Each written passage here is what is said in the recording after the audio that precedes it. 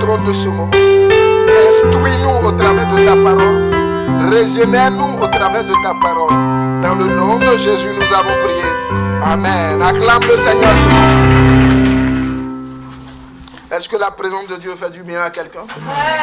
Est-ce que Dieu régénère quelqu'un ce matin? Amen. Soyez les bienvenus au temple de la parole, de la prière et des versets. Je veux rendre grâce à Dieu parce qu'il nous a donné de voir ce dernier mois de l'année 2019. Amen. Est-ce que quelqu'un veut rendre grâce à Dieu ce matin avec moi? Est-ce que quelqu'un veut se joindre à moi pour rendre grâce à Dieu? Assieds-toi dans la présence de Dieu. Beaucoup ont commencé l'année, mais peu ont vu ce dernier mois. Est-ce que tu te rends compte de ça? Tu es un choisi de Dieu. Tu es un choisi de Dieu. Tu es un élu de Dieu. Tu es un sélectionné de Jésus. Est-ce que tu peux célébrer celui qui t'a choisi ce matin? Je dis, est-ce que tu peux célébrer celui qui t'a choisi ce matin?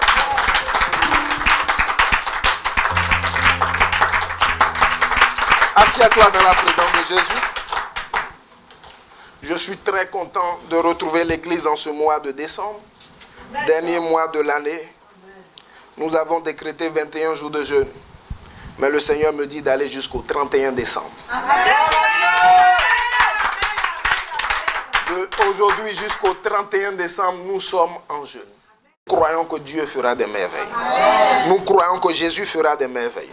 Nous croyons que le Saint d'Israël fera des merveilles. Que le Seigneur te bénisse. Nous commençons ce jour une nouvelle série d'enseignements. Dis avec moi, le sang de Jésus. Le sang de Jésus est une bombe atomique. Le sang de Jésus est une bombe atomique. Le sang de Jésus est une bombe atomique. Prends avec moi Luc chapitre 22.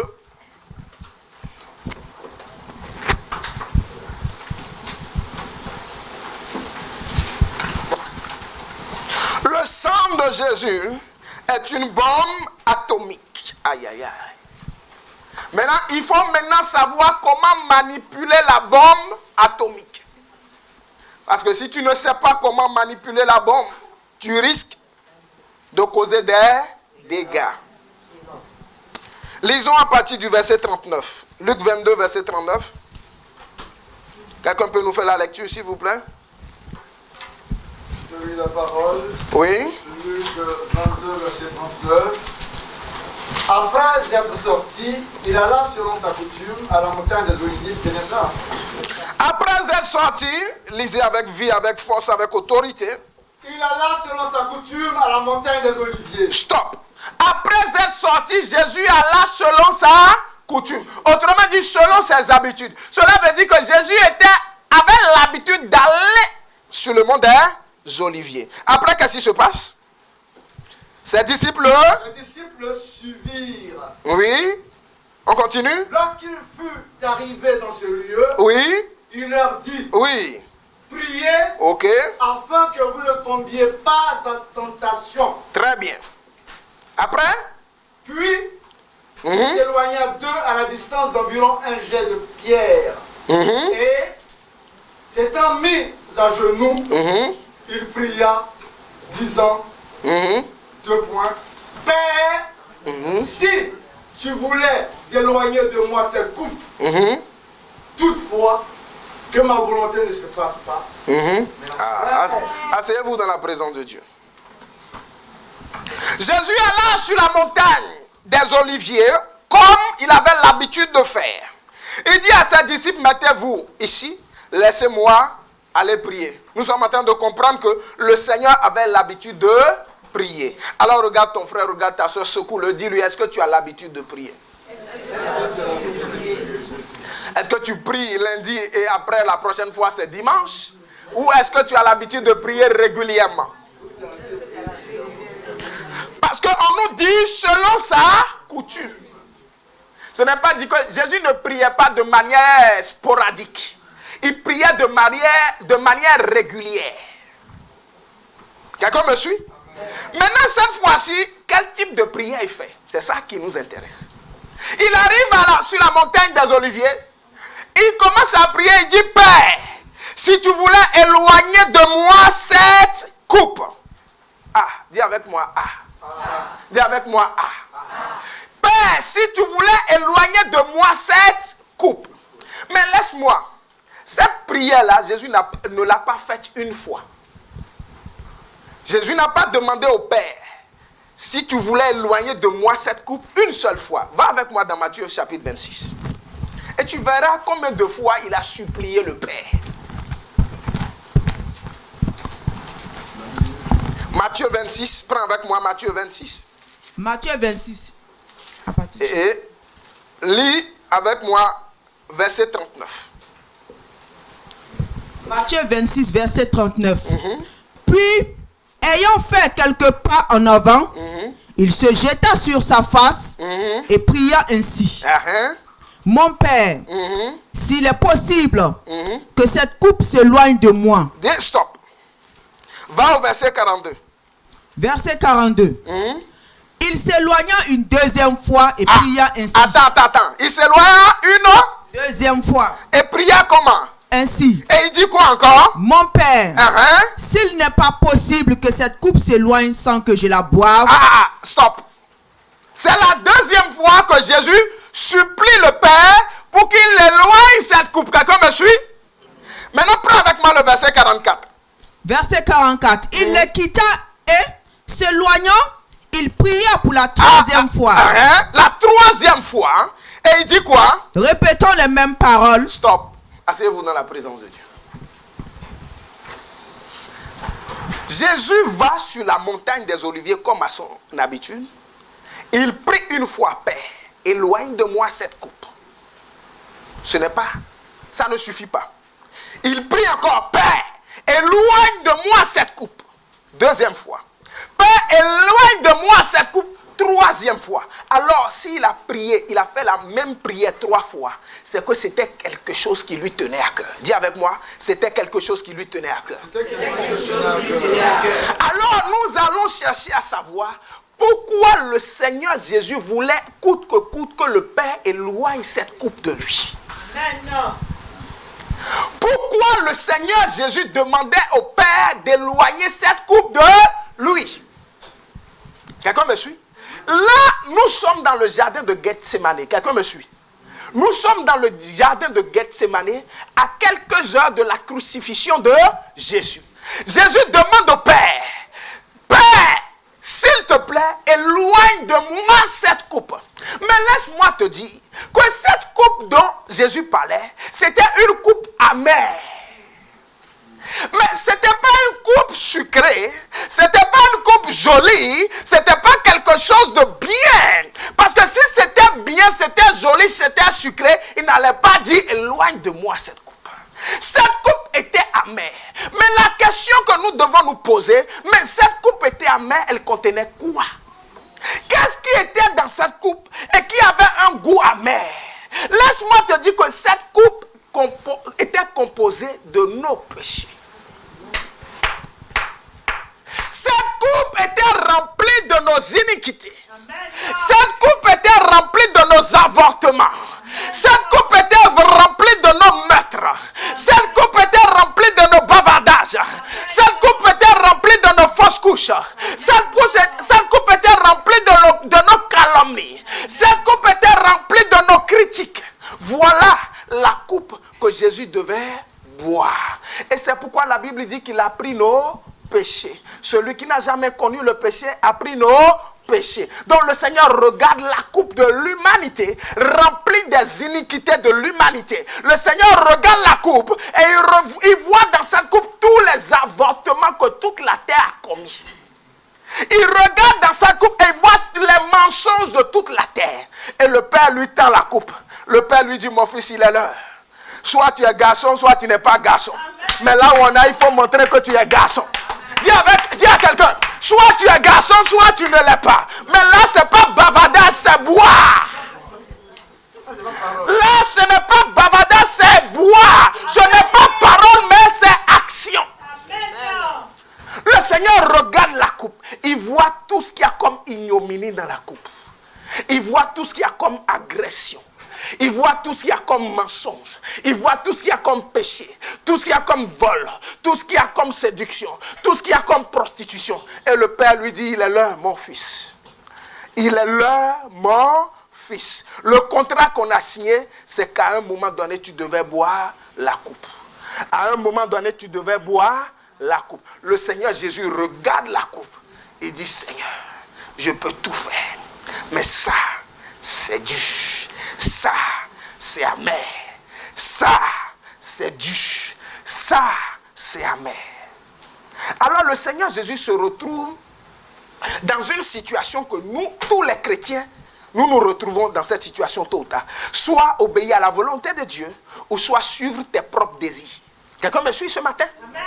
Le Seigneur était devant le Père. Soit il obéissait à la volonté de Dieu, le Père, qui était de boire la coupe, soit il suivait ses propres volontés, il suivait ses propres désirs, qui étaient de fuir la coupe. Et nous avons un monsieur dans la Bible qui a été aussi confronté à la même épreuve. Nous avons Adam. Jésus est dans le jardin de Gethsémani. Il est confronté à la coupe amère. Nous avons Adam dans le jardin d'Éden qui est aussi confronté à une décision. Soit manger le fruit défendu, soit obéir à Dieu. Amen. Dis avec moi le mystère des jardins. Dis avec moi le mystère des jardins. Dis avec moi le mystère des jardins. Soit tu as Éden, soit tu as Gethsémani, mais dans tous les cas, tu ne peux pas fuir la décision à prendre. Amen. Adam est dans le jardin d'Éden. Il se retrouve devant la volonté divine qui est de ne pas manger le fruit défendu. Mais lui, qu'est-ce qu'il fait? Il mange le fruit défendu. Jésus est dans le jardin de Gethsémani. Il se retrouve devant la coupe amère remplie des péchés. Mais ces péchés-là viennent d'où? De la désobéissance d'Adam. Amen. Donc Jésus est devant le péché que la malédiction liée au péché d'Adam a fait déposer dans la coupe. Et Jésus même doit prendre une décision. Soit boire la coupe, soit ne pas boire la coupe. Alors quand Jésus dit, Père, si seulement tu peux éloigner de moi cette coupe, tout le ciel est arrêté. Dis avec moi, tout le ciel est arrêté. Tout le ciel est arrêté. Parce que ce pourquoi tout le ciel a travaillé, l'heure est arrivée.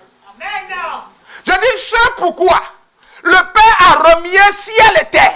Ce pourquoi on a choisi Marie. Ce pourquoi on a choisi Marie. Ce pourquoi le Saint-Esprit est descendu et a fait conçu Marie. Et tout ce plan-là, il est là maintenant. C'est la finale. Dis-moi, c'est la finale.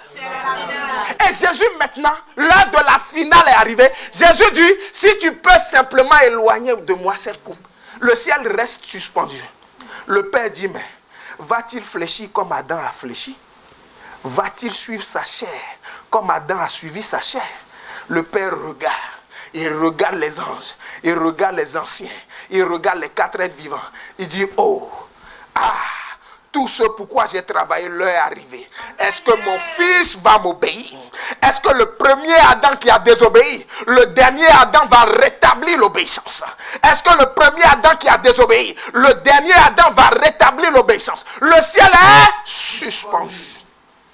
C'est de la même manière quand tu te retrouves dans des situations, le ciel est suspendu au bout de tes lèvres. Vas-tu faire le choix de la volonté de Dieu ou vas-tu faire le choix de ta propre volonté? Amen. Je dis le ciel est suspendu. Mais grâce soit rendue à l'Éternel des armées. Quand Jésus a dit, mais pas ma volonté, mais la tienne, Père. Je dis, une célébration a commencé dans le ciel. Une célébration a commencé dans le ciel. Les anges ont commencé à jouer à la musique. Je dis, une fête a commencé dans le ciel. Parce que le Père a vu que là où le premier Adam a échoué, le deuxième Adam n'a pas échoué. Le Seigneur Jésus dit, pas ma volonté, mais la tienne. À partir de ce moment, le Père dit, ok, la mort est vaincue. Le diable est vaincu. Le péché est vaincu. Et qu'est-ce qui se passe quand on continue? La Bible dit quoi? Un ange vient du ciel pour le fortifier. Aïe, Aïe, aïe, aïe. Un ange vient du ciel pour le fortifier. Nous sommes en train de nous rendre compte que quand tu n'es pas dans la volonté de Dieu, mais quand tu es dans ta propre volonté, le ciel ne s'ouvre pas et aucun ange ne vient te fortifier. Aïe, aïe, aïe. Avant que le Seigneur te fortifie, il faut d'abord que tu sois dans sa volonté afin que le ciel puisse s'ouvrir et que l'armée de Dieu vienne te fortifier. Dis avec moi, le mystère des jardins. Le mystère des jardins. Le mystère des jardins. Le mystère des jardins. Donc, dans le jardin d'Éden, nous avons vu Adam qui a échoué, qui a péché. Mais dans le jardin de Gethsémane, nous avons vu Jésus qui a racheté l'humanité par son obéissance. Nous avons vu Jésus qui a racheté l'humanité par son obéissance. Maintenant, nous allons regarder quelque chose. Suis avec moi. Continuons le verset. Allons encore dans Luc 22, verset 42.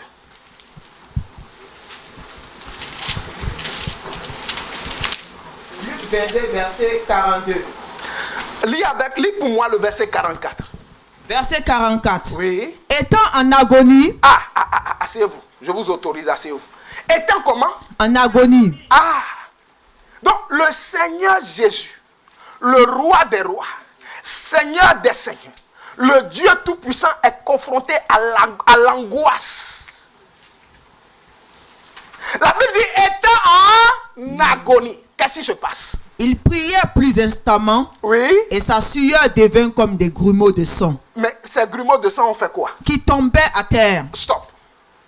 Donc nous voyons que étant en agonie à cause de la coupe qu'il devait boire, à cause de la coupe qui remplissait le péché, l'immondice du monde, Jésus est angoissé. Maintenant, qu'est-ce qui se passe? Jésus pria jusqu'à ce que sa sueur est devenue comme des grumeaux de sang. Mais attention, sa sueur est tombée à terre. Alors dis-moi, quand ta sueur tombe à terre, elle vient d'où? Et quand on répond à cette question, quand ta sueur tombe à terre, elle vient d'où? Elle vient de ton front. Parce que quand tu transpires sur le bras, ça ne tombe pas. Mais quand tu transpires sur le front, ça tombe à terre. Nous sommes en train de nous rendre compte que le sang de Jésus a coulé de son front. Quelqu'un me suit ce matin? Amen. Nous sommes en train de nous rendre compte que le sang de Jésus a coulé de son front. Mais son sang qui est tombé à terre, qui est tombé de son front, a été mélangé à son sang. Quelqu'un me suit? Maintenant, allons dans le jardin d'Éden. Adam aussi, il a transpiré. Quelqu'un me suit ce matin? Adam aussi a libéré de la sueur. Quand Adam a péché, et tu vas avec moi dans Genèse 3, verset 17 à 19, qu'est-ce que le Seigneur dit? Tu mangeras à la sueur de ton front. Dis sueur contre sueur. Aïe, aïe, aïe, dis avec moi sueur contre sueur. Donc nous sommes en train de voir que la sueur de Adam, elle est maudite à cause de la désobéissance. Mais nous avons la sueur de Jésus qui est mélangée à son sang, qui représente l'obéissance et la bénédiction. Amen.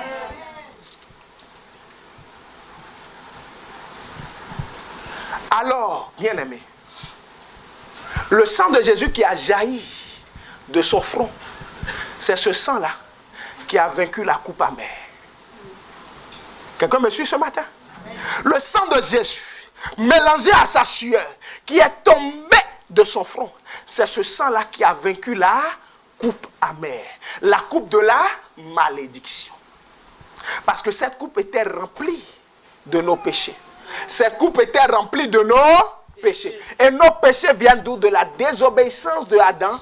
Adam dont la sueur a été maudite. Donc nous avons une coupe qui est remplie de la malédiction. Et pour vaincre cette coupe de la malédiction, Jésus a prié jusqu'à ce que sa sueur est tombée à terre, a quitté son front, tombé à terre, mélangé à son sang. Nous sommes en train de nous rendre compte que le sang de Jésus, coulé de son front, c'est ce sang-là qui a la victoire sur la malédiction. Amen. Amen. Je ne sais pas si quelqu'un comprend quelque chose. Est-ce que tu comprends quelque chose? Le sang de Jésus qui est tombé de son front, c'est ce sang-là qui a la victoire sur la malédiction. Parce que tous les jours nous prions, Seigneur, je me couvre de ton sang, je fais ci avec ton sang. Mais attention, notre Dieu est un Dieu de précision. Tu utilises quel sang de Jésus? Je suis en train de parler à un chrétien. Oui, je me couvre de son sang. Mais n'oublie pas, son sang est sorti de cet endroit précis. Et par la grâce de Dieu, nous allons étudier ces 7 endroits dont le sang de Jésus sont sortis. Aujourd'hui, nous voyons que son sang est sorti de son front. Maintenant, si tu veux prier pour ôter la malédiction, tu dois prier avec précision. Seigneur, j'applique ton sang qui a coulé de ton front et qui a vaincu la malédiction. Amen.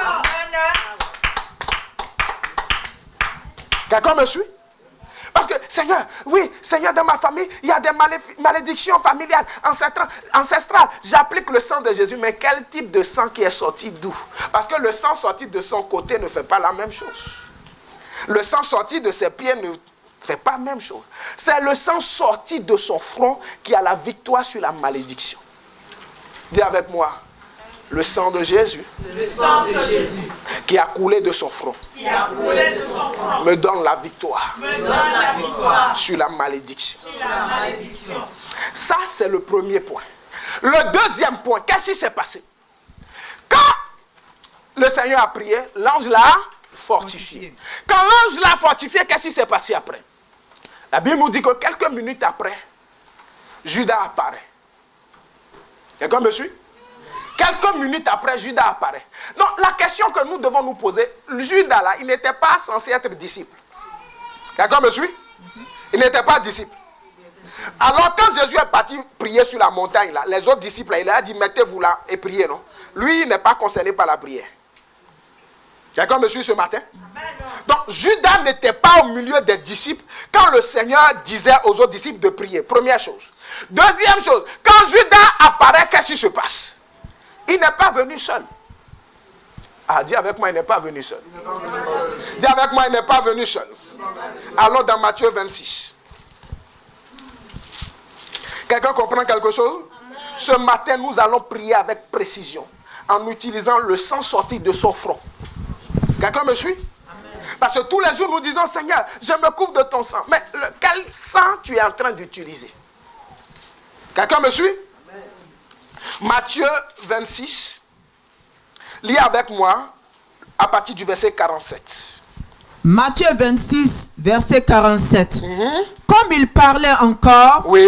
Voici Judas, l'un des 12. Ah, attention. Comme il parlait ainsi, voici Judas, l'un des 12. Autrement dit, pourquoi on nous précise l'un des 12? Pour signifier que lui aussi, il est censé être disciple. Et quand ton maître est en train de prier, tu dois être à côté pour prier. Mais lui, il n'était pas là. On dit, voici, il apparaît. Maintenant, quand il apparaît comment? Arriva avec lui une foule nombreuse. Lui, il vient voir son maître avec une foule. Première qualité de la foule, elle est nombreuse. Deuxième qualité de la foule, elle est comment? Armée. Aïe, aïe, aïe. Quel disciple vient voir son maître avec toute une armée? Armée de quoi? D'épées et de bâtons envoyés par les principaux sacrificateurs et par les anciens du peuple. Verset 48. Celui qui le livrait leur avait donné ce signe. Dis avec moi tes ennemis. Dis avec moi mes ennemis plutôt. Mes ennemis sont dans mon cercle rapproché. Mon ennemi n'est pas loin de moi. Il est proche de moi. Il mange dans mon assiette. Il boit dans mon verre. Alors Seigneur, donne-moi d'avoir l'esprit de discernement. Judas était proche de Jésus. Mais pourtant c'est lui qui est venu avec une armée. Maintenant quand il est venu avec une armée, qu'est-ce qui se passe? Il donne un signe. Il donne un signe.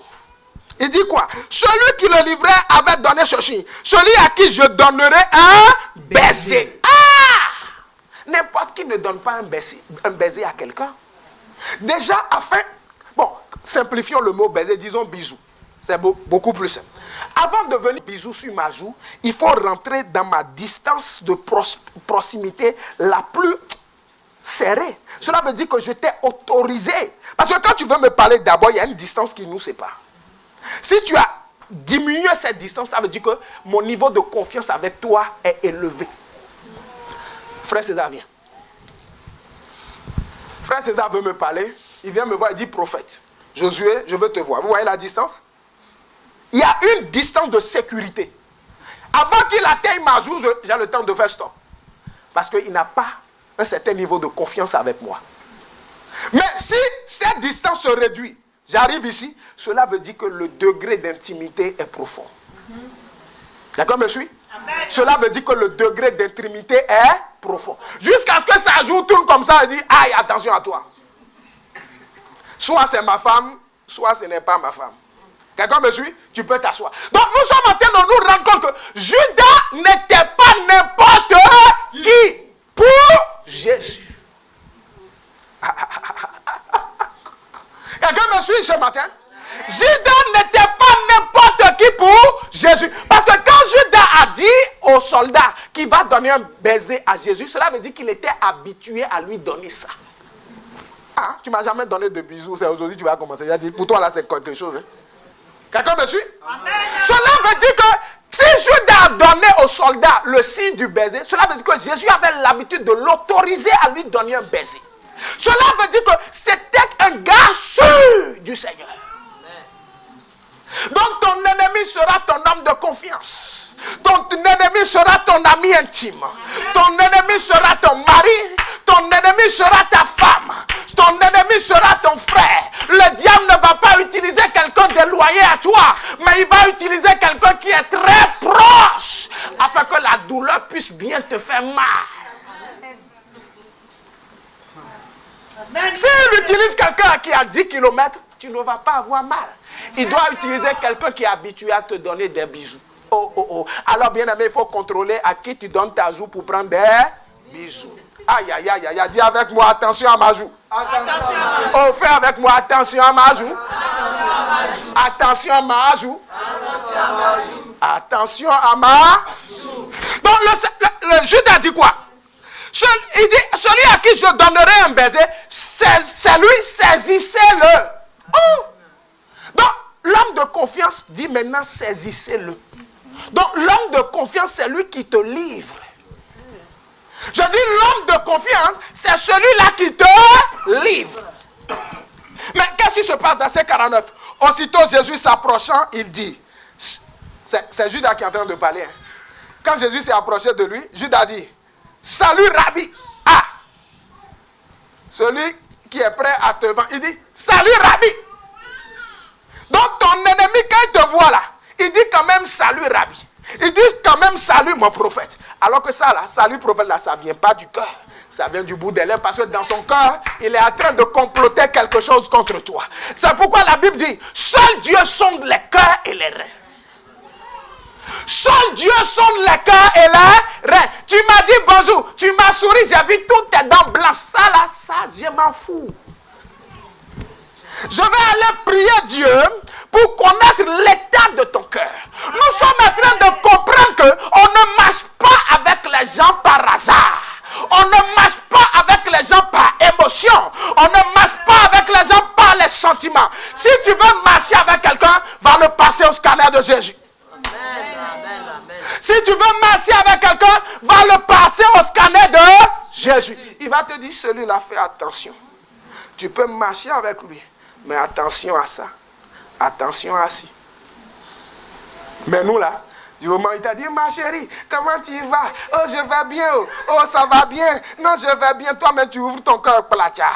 Tu sais que mon mari là, il est ci. Mon mari là, il est ça. Ma femme là, elle est ci. Ma femme là, elle est ça. Alors que celle qui est venue là, elle est venue pour prendre ton mari. Celui qui est venu là, il est venu pour prendre ton travail. Mais toi, on dirait que tu as le cœur, tu es Mère Thérèse. C'est ça, non? Tu es... Hein? Ah, tu es Mère Thérèse, ton cœur là est tellement bon que tout le monde peut fouiller dedans et cafouiller dedans. Fais attention à ton entourage. Je dis à quelqu'un, fais attention à ton entourage. Le gars qui est sur le point de trahir Jésus, il arrive à Jésus, il dit salut Rabbi. L'homme est mauvais. Dis avec moi, l'homme est mauvais. Et la Bible même le dit dans le livre de Jérémie. La Bible dit, le cœur de l'homme est mauvais et tortueux. Jérémie n'a pas dit autre chose. Hein. Il dit, le cœur de l'homme est mauvais. Mais il ne s'est pas arrêté là. Il dit, le cœur de l'homme là, c'est tortueux. tenter. Aïe! Le cœur de l'homme est mauvais et tortueux. Cela veut dire que l'homme là, si tu vois quelqu'un, il faut voir un méchant devant toi d'abord. Il dit, salut Rabbi. Et il lui donna un baiser. Le baiser de la trahison. Dis avec moi le baiser de la trahison. Le bisou de la trahison. Maintenant, regardez comment Jésus va répondre. Ah, c'est ça qui est bon. Dis avec moi, c'est ça qui est bon. Dis, c'est ça qui est bon. Verset 50, Jésus lui dit, mon ami. Oh. Jésus lui dit, mon ami. Oh, dis avec moi, mon ami, ce matin. Oh, dis avec moi, mon ami, ce matin. Dis avec moi, mon ami, ce matin. Jésus lui dit, mon ami. Oh, oh, oh, oh, oh. Jésus lui dit, mon ami. Jésus lui dit, mon ami. Si c'était toi et moi là, et tu sais que lui là, il est venu te livrer. Il y a longtemps tu as fui, tu n'as pas donné jour là même. Mais Jésus tend la joue, il donne le baiser et Jésus dit, oh mon ami, ce que tu es venu faire là, il faut faire ça. Ah! Jésus dit, mon ami, ce que tu es venu faire, s'il te plaît, il faut faire.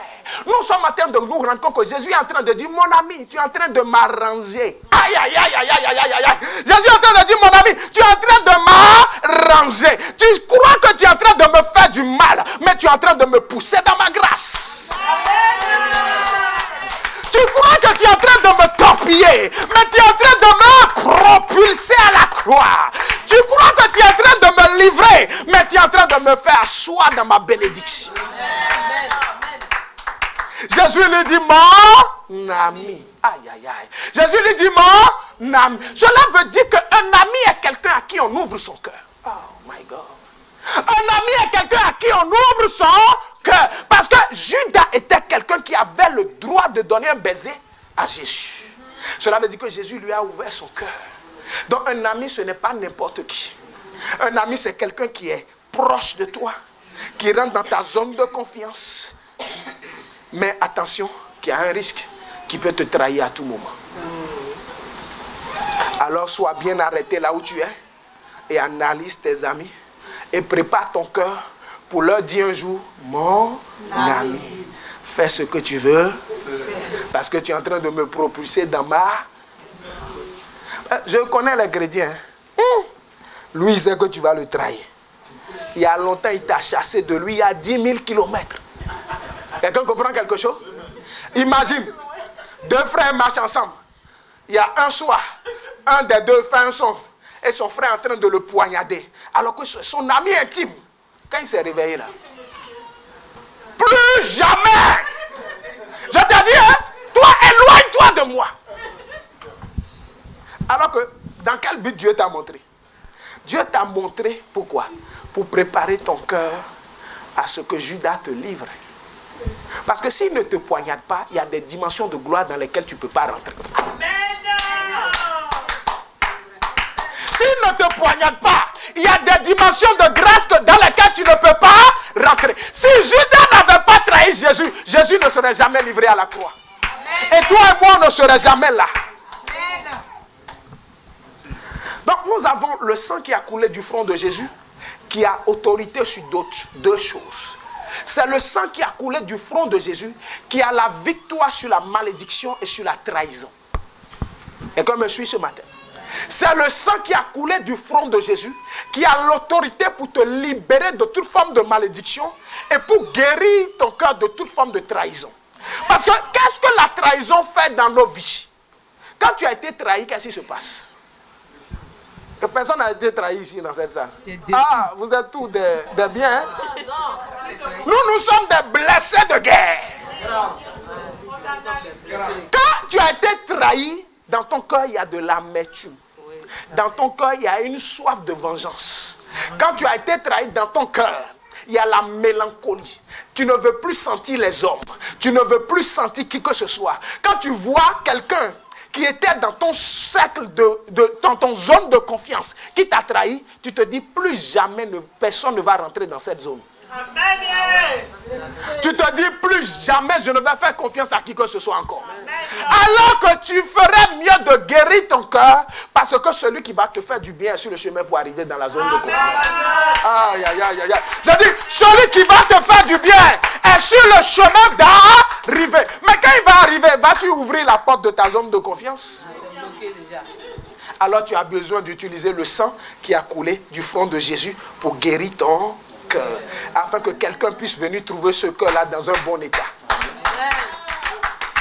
Quelqu'un comprend quelque chose? Le sang qui a coulé du front de Jésus. Parce que ce que vous ne connaissez pas. Regardez. Qu'est-ce que l'apôtre Paul dit? Frère Patou, viens. Enlève ton chapeau. S'il te plaît. Quand nous prenons Ephésiens 6, verset 12. Non, laisse ta Bible. C'est juste une illustration. Regardez, Ephésiens 6, verset 12. L'apôtre Paul nous parle de quoi? Les armes spirituelles. Il dit quoi? Prenez la ceinture de la vérité. Prenez la cuirasse qui est la justice.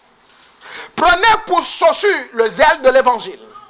Prenez quoi d'autre? Le casque du salut. Prenez quoi? Le bouclier de la foi. Prenez quoi d'autre? L'épée qui est la parole de Dieu. Les armes spirituelles dont l'apôtre Paul parle là, ça fait quoi? Ça protège tout le corps. Quelqu'un me suit? Ça protège quoi? Tout le corps. Mais cependant, il y a une zone qui n'est pas protégée. Il y a une zone qui n'est pas protégée. Dites-moi. La face. Il y a une zone qui n'est pas protégée. Que Dieu vous bénisse. Le dos n'est pas protégé. Le dos n'est pas protégé. Et trahir quelqu'un, c'est quoi? C'est le poignarder dans le dos. Aïe, aïe, aïe. Trahir quelqu'un, c'est le poignarder dans son... Trahir quelqu'un, c'est le poignarder dans son... Nous sommes en train de nous rendre compte que protéger ton dos là, ce n'est pas une question de âme spirituelle, mais c'est une question de sélectionner dans ton entourage. Oh my God! C'est une question de sélectionner dans ton entourage. Dieu ne va pas faire ça pour toi. Les âmes spirituelles vont te protéger de devant. Mais ton dos, tu dois sélectionner les gens avec qui tu marches. Tu dois sélectionner les gens avec qui tu marches. Je ne marche pas avec quelqu'un sans avoir passé cette personne au scanner. Parce qu'il n'y a pas d'âme spirituelle pour dos. Quand tu es poignardé, tu es poignardé. Quand tu es poignardé, tu es poignardé. Maintenant, frère Patou, tourne-toi. Vous voyez le dos du frère Patou? Il n'y a pas de bouclier de la foi. Là, c'est pas foi. Il n'y a pas parler en langue. Il n'y a pas vérité. Il y a ça là. C'est toi-même qui dois veiller sur ton entourage. C'est pourquoi l'environnement de quelqu'un compte à 90% dans sa réussite. Tu auras beau parler en langue, jeûner, faire tout ce que tu veux. Mais si tu es entouré que des pourris, tu ne vas pas aller quelque part. Quelqu'un me suit? Si tu es entouré que des gens qui ne craignent pas Dieu, tu vas finir aussi par laisser Dieu. Maintenant, dans le dos de frère Patou, qu'est-ce qu'il y a? Il y a la colonne vertébrale. Et la colonne vertébrale, elle sert à quoi? À tenir Patou debout. Si on poignarde en plein milieu de sa colonne vertébrale, la vie de Patou est paralysée. Ta destinée sera paralysée par tes proches. Ta destinée sera paralysée par tes proches. Je suis en train de parler à un chrétien prophétiquement. Ta destinée sera paralysée par tes proches. Je suis en train de parler à quelqu'un dans la salle. Ta destinée sera paralysée par ton entourage. Si tu ne sais pas sélectionner dans ton entourage. Je lui mets un couteau dans le dos. Il va se retrouver en fauteuil roulant. Et ça, c'est le minimum syndical. Sinon, même fauteuil roulant, il ne va pas trouver. Il va devenir un légume sur un lit à l'hôpital. Alors que le Patou que Jésus voulait était un grand serviteur de Dieu. Amen. Cela veut dire que son ministère va s'arrêter à l'hôpital, sur le lit de l'hôpital. Quand bien même Dieu lui a donné une grande destinée. C'est pourquoi à l'armée, qu'est-ce que les soldats font? Ils sont en rang et chacun est derrière le dos de son frère. Parce que là, ce n'est pas spirituel, c'est question de confiance. Cela veut dire qu'à l'armée, quand ils sont les uns derrière les autres, celui qui est derrière moi là, tu es sûr que c'est ton gars sûr.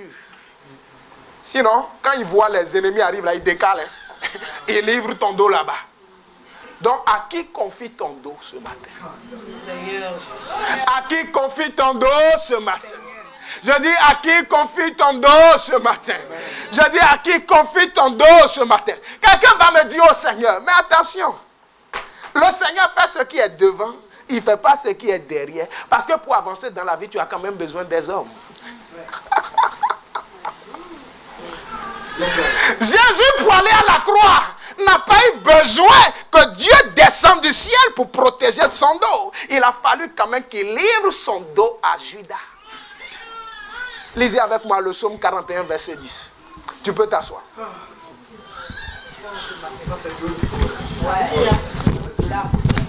Lisez avec moi rapidement le psaume 41, verset 10. Psaume 41, verset 10. Oui. Celui-là même avec qui j'étais en paix. Aïe, aïe, aïe, aïe, aïe, aïe, aïe. Il dit quoi? Celui-là même avec qui j'étais en paix. Il n'y avait pas palabre entre nous. Il n'y avait que rigolade. Il n'y avait que confiance. Il n'y avait que amitié. Il n'y avait que fraternité. Il n'y avait que paix. On s'échangeait des cadeaux. On prenait soin de nos femmes. On prenait soin de nos maris. On prenait soin de nos enfants. Tu es mon frère, je suis ton frère. Tu es ma soeur, je suis ta soeur. Tu es ma copine, je suis ta copine. Tu es mon associé, je suis ton associé. Je suis ton gars sûr. Tu es ma soeur sûr. Ton pied est mon pied. Mais celui-là, il a fait quoi? Qui avait ma confiance et qui mangeait mon pain, lève le talon contre moi. C'est celui-là qui avait ma confiance, à qui j'avais donné accès à mon dos. C'est celui-là qui lève le talon contre moi. Attends, dis-moi, il faut tourner ton talon. Quand il dit lève son talon contre moi, cela veut dire que celui-là, il a tourné son talon. Si j'essaie de tourner mon talon, qu'est-ce qui se passe? Je suis obligé de te tourner dos. Ça fait dos contre dos. Les deux dos sont plus protégés. Quelqu'un comprend quelque chose? Frère Patou, viens. Frère Patou est mon homme de confiance dont parle le psaume 41, verset 10. Cela veut dire, il a accès à mon dos. Vous comprenez? S'il a accès à mon dos, c'est mon homme de confiance, c'est mon gars sûr. Si quelque chose veut arriver pour toucher mon dos, il dit stop. Dis stop, frère Patou. Donc mon dos est... Maintenant le psaume dit que frère Patou en qui j'ai confiance, il a tourné son talon. Tourne son talon. Il lance quelque chose. Mon dos n'est plus... Mon dos n'est plus... Cela veut dire qu'il a livré mon dos. Il a livré mon dos à mes ennemis. Il a livré mon dos à mes détracteurs. Il a livré mon dos à mes oppresseurs. Il a livré mon dos à mes ennemis. Tu peux t'asseoir. Il a livré mon dos. Il a livré mon dos à ceux-là qui cherchaient à me le tuer il y a longtemps. Parce que quand les soldats sont arrivés, qu'est-ce que Jésus a dit? Jésus a dit, mais il y a longtemps je suis parmi vous. Vous m'avez vu au temple, mais vous ne m'avez pas saisi. Mais aujourd'hui, si vous me saisissez, c'est parce que mon homme de confiance m'a livré. Quand j'étais dans le temple, vous ne pouviez pas me toucher parce que mon Judas assurait la sécurité de mon dos. Aïe, aïe, aïe. Quand j'étais dans le temple, vous n'aviez pas courage parce que personne dans mon cercle restreint n'était parti tisser un accord avec vous. C'est maintenant qu'il est parti comploter qu'il a livré mon dos. Pourquoi? Pour 30 pièces d'argent. Alors, dis avec moi, mon dos vaut mieux que 30 pièces d'argent. Mon dos vaut mieux que 30 pièces d'argent. Alors, bien-aimé dans le Seigneur, il n'y a que le sang qui a coulé du front de Jésus qui puisse guérir ton cœur de la trahison. Parce que si ton cœur n'est pas guéri de la trahison, tu ne pourras pas rentrer dans la prochaine dimension de ta gloire. Impossible. Parce que tu vas ruminer l'amertume, tu vas ruminer la colère, tu vas ruminer la vengeance, tu vas ruminer la rancœur. Mais le Saint-Esprit ne peut pas travailler dans une atmosphère de rancœur, de colère et d'œuvre de la chair. Il faut que ton cœur soit guéri, afin que l'Esprit de Dieu puisse s'épanouir et maintenant dépêcher vers toi celui-là qui ne va pas te trahir. Quand Simon de Cyrène est arrivé, le cœur de Jésus était déjà guéri. Quand Simon de Cyrène est arrivé, le cœur de Jésus était déjà guéri. Simon de Cyrène a soulevé la croix et a aidé Jésus jusqu'à la croix. Personne ne viendra t'aider aussi longtemps que ton cœur sera meurtri. Amen.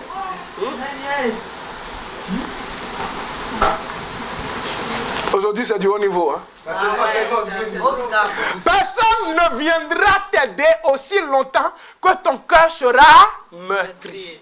Tu as besoin de passer par le pardon. Quelqu'un me suit? Amen. Tu as besoin de passer par le pardon. Quand nous prions dans Matthieu 6, qu'est-ce que nous disons? Pardonne-nous nos offenses comme nous pardonnons aussi. Mais toi, tous les matins, parce qu'on t'a blessé, on t'a poignardé dans le dos, tu dis, Père, pardonne-moi mes offenses, mais en tout cas, moi, je ne veux pas lui pardonner.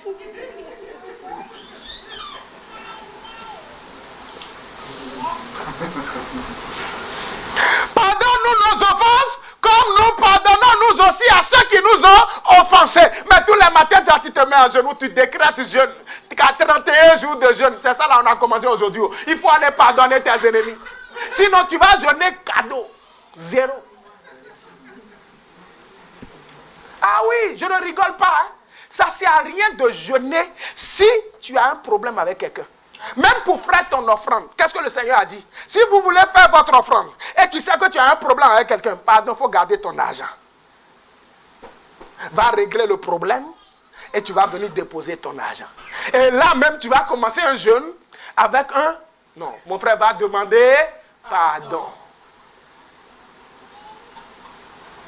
Pourquoi? Parce que le diable est rusé. Quand le diable vient là, prenez avec moi, Ephésiens 6. Aujourd'hui, nous sommes dans la parole pour montrer les rouages aux chrétiens. Prenez avec moi Ephésiens chapitre 6. Ephésiens 6. Lisez avec moi le passage qui concerne le bouclier de la foi. Verset 11. Une minute. Verset 16. Ephésiens 6, verset 16. Prenez par-dessus tout. Il dit quoi? Prenez par-dessus tout cela. Cela veut dire prenez par-dessus la vérité, la justice, l'évangile, tout ça. Il dit prenez par-dessus tout cela quoi? Le bouclier de la foi. Pour faire quoi? Avec lequel vous pourrez éteindre quoi? Tous les traits enflammés du malin. Avec lesquels vous pourrez éteindre tous les traits enflammés du malin. Les traits enflammés du malin sont les flèches enflammées du diable. Quelqu'un me suit? Amen. Ce sont les flèches enflammées du diable. Quand le diable tire une flèche contre toi, tu as besoin de la foi comme bouclier pour stopper. Mais le problème c'est quoi? Quand tu as été trahi, qu'est-ce qui se passe? Cela veut dire que le diable a tiré dans ton cœur. Et la flèche a touché ton cœur. Mais attention, on a bien dit une flèche enflammée. Cela veut dire qu'il y a un venin au bout de cette flèche. Quelqu'un me suit? Frère César, viens. Range ton téléphone. Voici le cœur du frère César. Si le diable est là, il tire une flèche enflammée. Cela veut dire qu'au bout de cette flèche, il y a un venin. Et dans le cas de la trahison, au bout de cette flèche qui s'appelle la trahison, il y a le venin de l'amertume. Il y a le venin de la mélancolie. Il y a le venin de la vengeance. Et une fois que la flèche a touché son cœur, cela dépose le venin. Mais toi, tu es qui? Tu es un chrétien. Il faut arracher la flèche et aussi arracher le venin. Et le seul venin qui peut vaincre la trahison, le seul remède plutôt, le seul remède, le seul antidote contre le venin de la trahison, c'est le pardon. Quand tu pardonnes, cela veut dire que tu as arraché la flèche et tu as enlevé le venin de la mélancolie, de la haine, de la vengeance. Et quand tu as fait ça, qu'est-ce qui se passe? C'est ce que Jésus a fait à la croix. Tu peux t'asseoir. Quelqu'un me suit? Parce que qu'est-ce que Judas a fait? Judas a tiré la flèche de la trahison dans le cœur de Jésus. Mais Jésus arrive à la croix, on l'a cloué, on a tout fait. Mais qu'est-ce qu'il fait? Il dit, Père, pardonne-leur, parce qu'ils ne savent pas ce qu'ils sont en train de faire. Il dit, Père, pardonne à Judas, parce que Judas ne sait pas ce qu'il est en train de faire. Cela veut dire que Jésus a arraché la flèche de la trahison avec la colère, avec la mélancolie, avec la haine. Et Jésus a présenté l'amour. Si tu ne demandes pas pardon pour celui qui t'a offensé, tu ne seras jamais guéri. Et tu ne pourras jamais rentrer dans une nouvelle dimension. Jésus a été maltraité injustement. Mais pourtant il dit, Père, pardonne-leur. Cela veut dire que si je suis là et que la soeur vient m'insulter, mais attends, moi je reste à ma place, j'attends qu'elle vienne s'excuser et demander pardon. Mais ce n'est pas ce que Jésus nous enseigne. La soeur t'a insulté. La loi humaine exige que c'est celui qui t'a insulté qui vient demander pardon. Mais la loi de Jésus dit, non, n'attends pas son pardon. Lève-toi, va vers elle. Ma soeur, tu m'as insulté, c'est pas grave, on continue. Jésus te pardonne. Quand tu fais ça, tu n'as pas de mélancolie, tu n'as pas de haine. Tu as déjà prié. Wow, c'est fini. Cela veut dire que tu as fait retour à l'envoyeur. Retour à l'envoyeur. Mais au jour d'aujourd'hui, on voit beaucoup de chrétiens. Je retourne à l'envoyeur. Je retourne à l'envoyeur, mais tu ne retournes rien du tout. Tu fais asseoir dans ton cœur.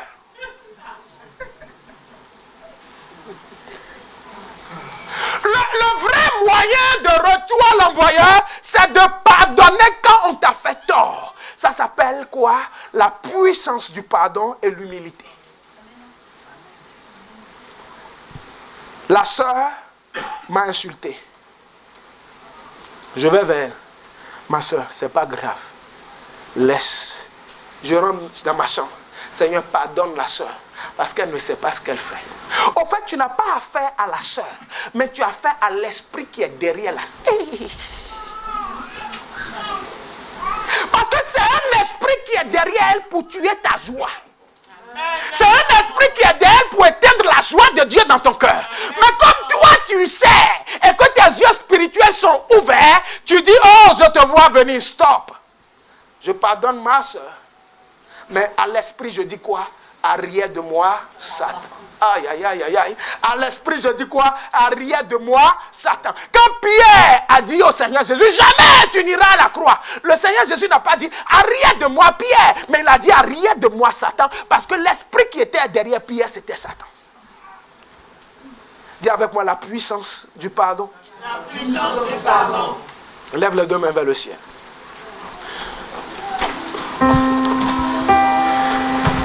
Lève les deux mains vers le ciel.